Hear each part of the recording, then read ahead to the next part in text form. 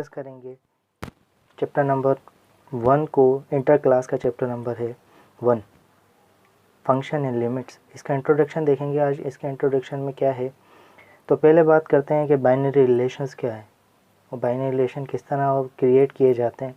तो binary relation की जो डेफिनेशन है आपके पास, वो डेफिनेशन है let A and B two non empty set and R subset है एक रोज बी का।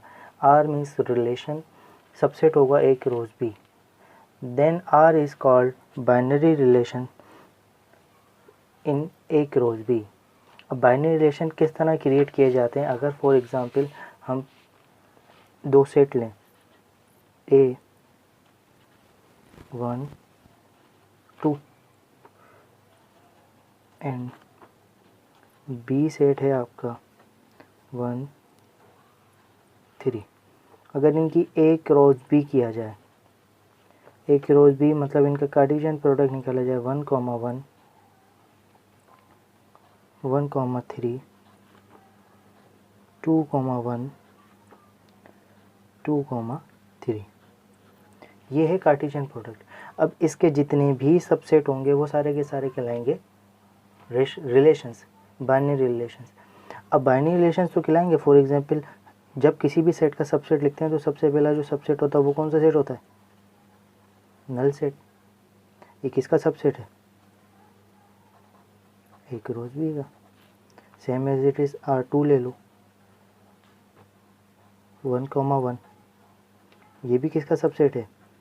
एक रोज बी का। तो बाइनरी रिलेशंस क्या होते हैं? एक रोज बी के बाद उनके जितने भी सबसेट होंगे वो सारे के सारे क्या कहलाएंगे? Binary relation. उसके बाद दूसरी डेफिनेशन है, वो कह रहे हैं कि binary relation is a set of order pair. हमने अभी देखा कि अगर हम किसी भी बाइनरी रिलेशन हम क्रिएट करते हैं तो हम एक रोज बी निकालते हैं। एक रोज बी के अंदर जो भी एलिमेंट होगा वो एक ऑर्डर पेयर है, क्योंकि ऑर्डर पेयर के अंदर पहली वैल्यू किसकी होती है? एक्स की, दूसरी वैल्यू किसकी होती है? वाई की। तो सेम एज इट इज़ आपके पास फंक्शन है, आपके पास बाइनरी रिलेशन का सेट है ऑर्डर पेयर का। अब उसके बाद डिस्कस करते हैं कि फंक्शन क्या है। Function is a relation in which domain does not repeat and every domain have a unique range. अब यूनिक रेंज क्या मतलब है कि आप बाइनरी रिलेशंस के अंदर से ही नंबर आप पिक करेंगे, रिलेशंस पिक करेंगे, लेकिन ऐसा रिलेशन पिक करना है जिसके अंदर डोमेन रिपीट ना हो। फॉर एग्जांपल एक रिलेशन लेते हैं हम 1, 2 और 2, 3। ये कोई भी हमने रिलेशन लिया है। अब इसके अंदर ज़रा नोट किया जाए, इसकी डोमेन क्या है? 1, दूसरी डोमेन क्या है? 2। इसके अंदर डोमेन रिपीट नहीं हुई। तो ऐसा रिलेशन जिसके अंदर डोमेन रिपीट ना हो उसको हम क्या कहते हैं? फंक्शन कहते हैं। तो फंक्शन की सिंपल स्ट्रेट फॉरवर्ड डेफिनेशन भी यही है, function is a relation in which domain does not repeat and every domain have a unique range. उसके बाद है every function is a relation but every relation is not a function. Same वही बात है, अगर कोई सा भी रिलेशन आप पिक करेंगे, ये रिलेशन है एज वेल एज फंक्शन भी है। लेकिन अगर यहाँ पे आ जाए कोई दूसरा एक रिलेशन पिक करते हैं हम, इसी में से R4 नाम देते हैं उसको, इसको R3 देते हैं, लेकिन ये इसका सबसेट है नहीं, तो आपके पास 1, 1,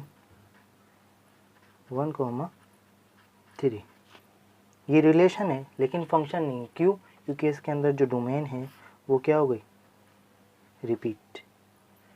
तो फंक्शन की डेफिनेशन के लिए सिर्फ यही चीज़ याद रखनी है आप लोगों को कि जब कभी भी फंक्शन का नाम आए तो उसके अंदर डोमेन कभी भी रिपीट नहीं होगी। डोमेन अपनी रिपीट जब होगी जब आपका कोई बाइनरी रिलेशन होगा, अदरवाइज फंक्शन के अंदर डोमेन रिपीट नहीं होती। फंक्शन की डेफिनेशन के अंदर डोमेन का रिपीट होना लिखा ही नहीं है। अगर कोई डोमेन रिपीट हो रही है तो वो फंक्शन ही नहीं है। सेम एज इट इज़ उसकी टाइप्स क्या क्या अगर हम देखें तो फंक्शन की जो टाइप है, पहली टाइप है आपके पास इनटू फंक्शन। इनटू फंक्शन वो फंक्शन होता है, सिंपल अल्फाज में ये कहें, जिसकी जो रेंज वाला जो सेट है ना वो कम्प्लीटली फिल ना हो। फॉर एग्ज़ाम्पल अगर हम एक एग्ज़ाम्पल लेते हैं, ए बी, ये ए सेट किसको कहते हैं? डोमेन को। बी सेट हम कहते हैं रेंज को। 1, 2, 3।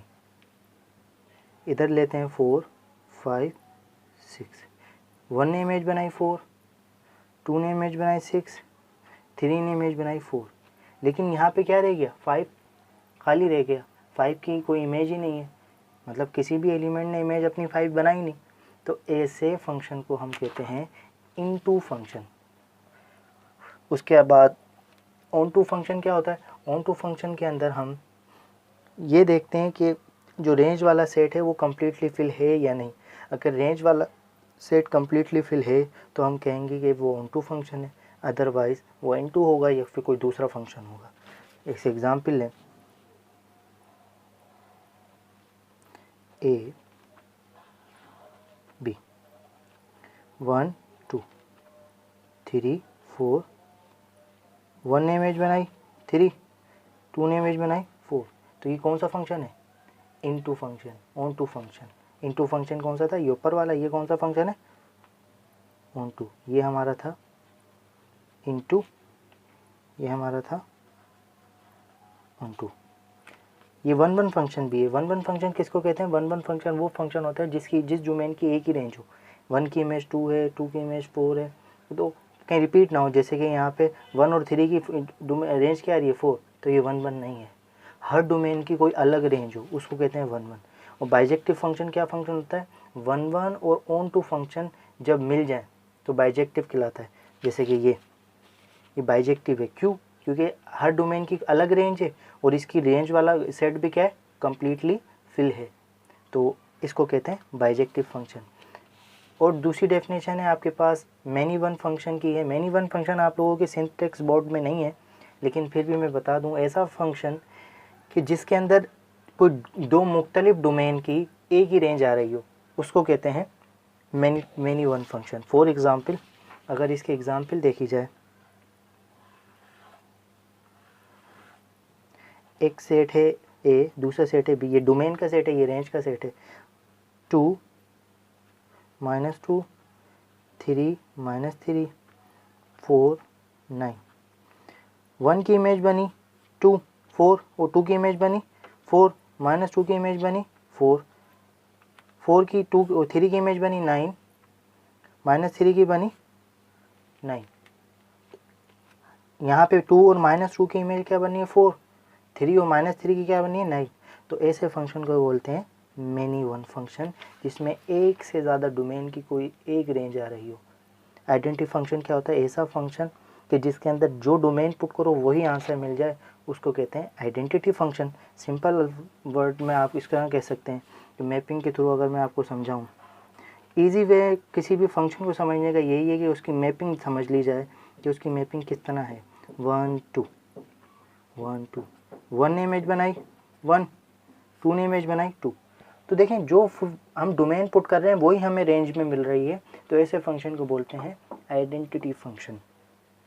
अब ये आइडेंटिटी फंक्शन भी है, ये आपका अगर पीछे वाले एग्जांपल में देखें 1 1 फंक्शन भी है, 1 1 फंक्शन भी है, और इसके बाद ऑन टू फंक्शन भी है जिसकी कंप्लीट रेंज फिल है, सेम एज इट इज़। दूसरे एग्जांपल, दूसरा जो फंक्शन है वो आपका कांस्टेंट फंक्शन है। कांस्टेंट वर्ड से ही आपको समझ आ जाएगा।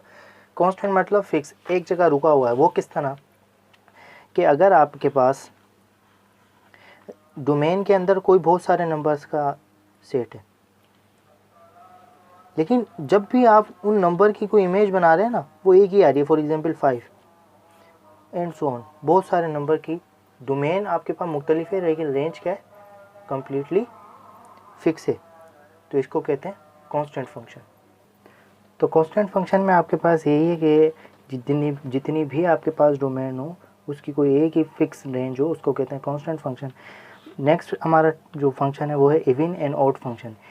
इवन एंड ऑड फंक्शन का सिंपल अल्फाज में आप ये कह सकते हैं कि जब आपके पास कोई भी फंक्शन गिवन हो, आप उसके वेरिएबल को नेगेटिव वेरिएबल पुट करके, यानी x को -x की जगह पुट करके, अगर वो फंक्शन दोबारा वही बन जाए तो वो इवन है। जैसे कि लिखा हुआ है -x पुट किया, लेकिन फंक्शन क्या आ गया, वही फंक्शन आ गया f(x), इसको कहते हैं इवन। अगर फंक्शन में -x पुट किया जाए लेकिन माइनस कॉमन लेने के बाद वो फंक्शन बने, उसको क्या कहते हैं, ऑड फंक्शन।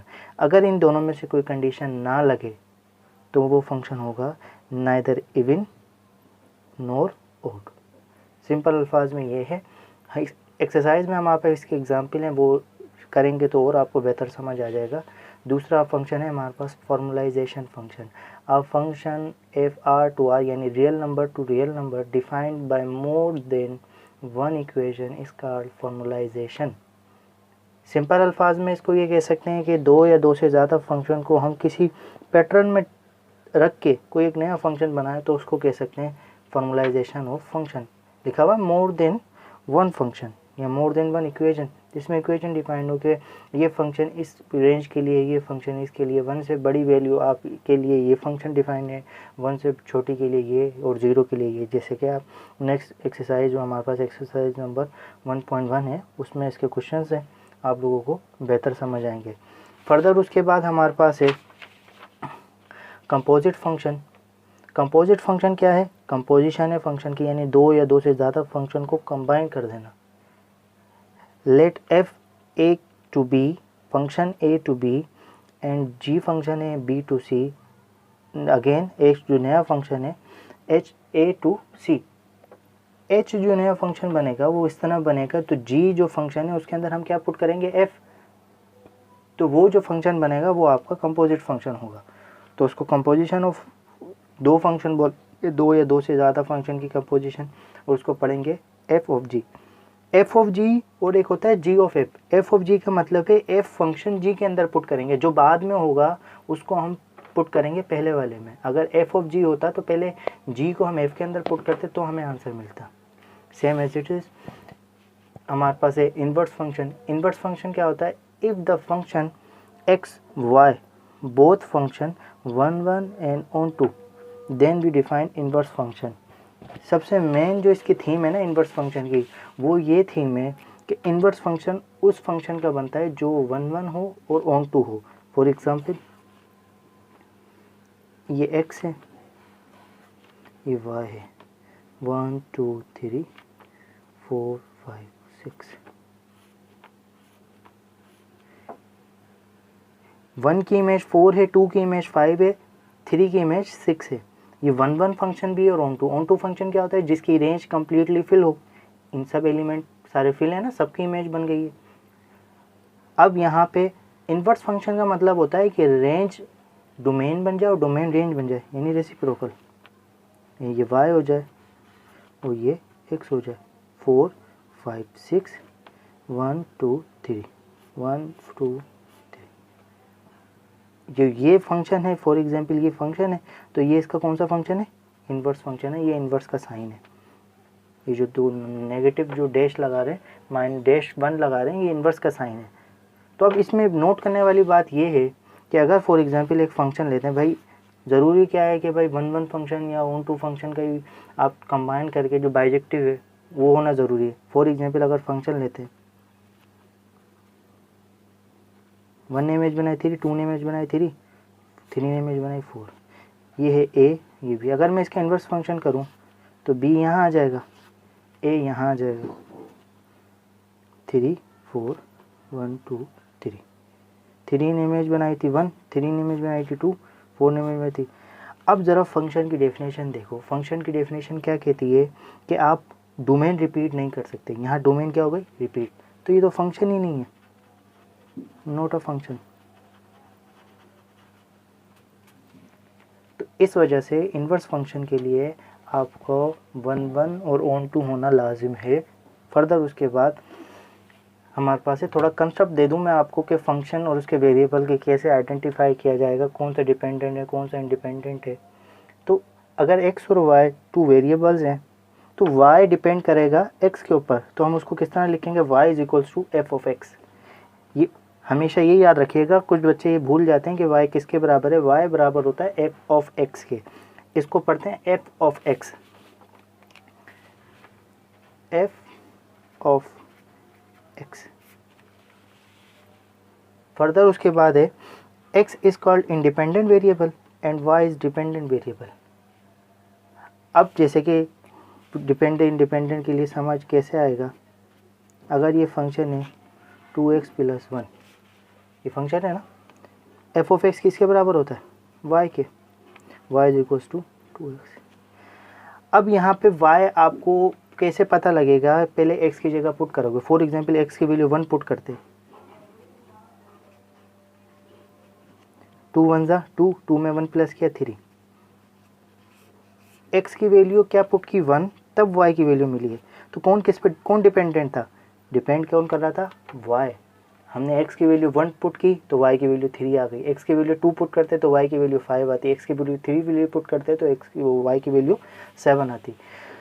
तो जो डिपेंडेंट वेरिएबल होता है ना वही फंक्शन कहलाता है, और इंडिपेंडेंट वेरिएबल को हम एज अ वेरिएबल ट्रीट करते हैं। ठीक है, तो आज हमने जो डिस्कस किया फंक्शन के इंट्रोडक्शन और फंक्शन के बारे में, इंशाल्लाह नेक्स्ट वीडियो में हम एक्सरसाइज नंबर 1.1 स्टार्ट करेंगे, सिंटैक्स बोर्ड का चैप्टर नंबर 1 का, इंटर क्लास का। और इंशाल्लाह मज़ीद वीडियोस के लिए हमारे चैनल को सब्सक्राइब करें, और मोर वीडियोस के लिए जो भी आपको रिलेटेड वीडियो है उसका लिंक डिस्क्रिप्शन में है, देख सकते हैं।